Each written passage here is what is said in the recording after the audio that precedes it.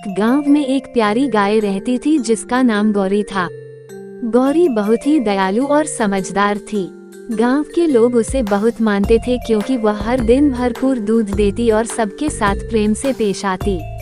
गौरी का एक नन्हा बछड़ा था जिसका नाम नन्हू था।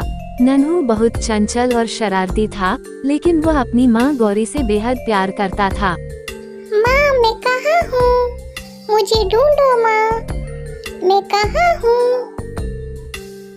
बेटा, ज्यादा आगे न जाना, आगे जंगली जानवरों का खतरा है। बेटा, यहीं पर रहना।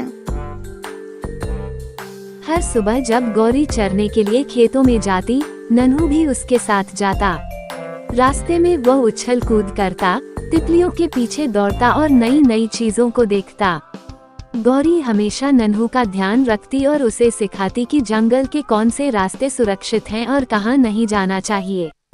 एक दिन नन्हू खेलते खेलते खेत से बहुत दूर निकल गया। उसे एहसास ही नहीं हुआ कि वह अपनी माँ से कितना दूर हो चुका है। जब उसने पीछे मुड़कर देखा तो गौरी कहीं नजर नहीं आई। नन्हू घबरा गया और जोर जोर से रंभाने लगा, पर उसकी आवाज गौरी तक नहीं पहुँच पाई। माँ, तुम कहाँ हो माँ? मुझे नजर नहीं आ रही हो माँ। उधर गौरी ने जब देखा कि नन्हू उसके पास नहीं है, तो वह भी बेचैन हो गई। उसने पूरे खेत में नन्हू को ढूंढा, लेकिन वह कहीं नहीं मिला।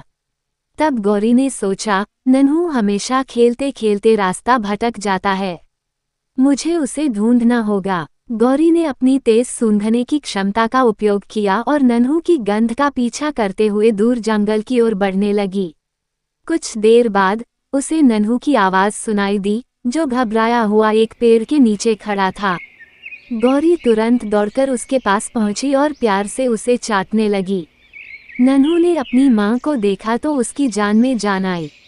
उसने कहा, माँ, मैं बहुत डर गया था, अब मैं कभी भी अकेला इतनी दूर नहीं जाऊंगा।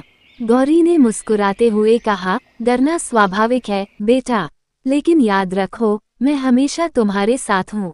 तुम चाहे जहाँ भी रहो, मुझे तुम्हारा ख्याल रहेगा। उस दिन के बाद से नन्हू ने अपनी माँ की बातों को ध्यान से सुनना शुरू कर दिया। वह अब हमेशा गौरी के पास ही रहता और कभी भी दूर जाने की कोशिश नहीं करता।